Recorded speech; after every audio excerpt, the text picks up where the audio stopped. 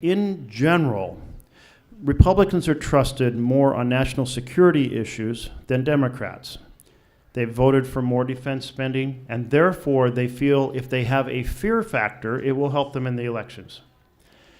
Democrats have, in general, been in the fight more for healthcare, housing, education, living wage jobs, and feel like they're more dependent on a hope factor to do well in the elections.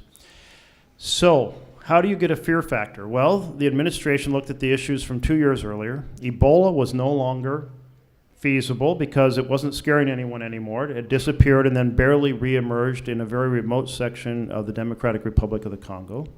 ISIS had scared people, but that no longer was such a factor because they were mostly out of the territory. And the idea of crime in our cities didn't really scare people because crime rates have come way down. Government taking away your guns didn't scare people because the Republicans are in charge of all the branches of government.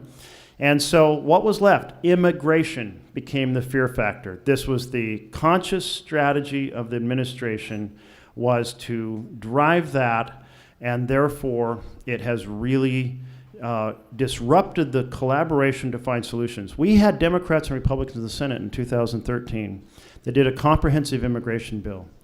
We had a Dreamers bill that was bipartisan in the Senate. The first bill that we passed in the Senate, the comprehensive immigration, it went to the House and Republicans in the House killed it. This was in 2013.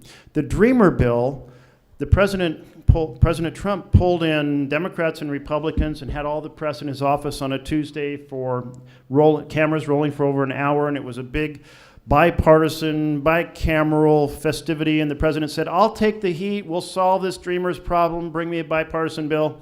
2 days later, conservative senators, moderate senators, liberal senators went together and said, "Here's our bipartisan Senate bill," and the president threw a tantrum because he'd taken heat for 2 days from Breitbart and the conservative side, Steve Miller within his office, and he folded.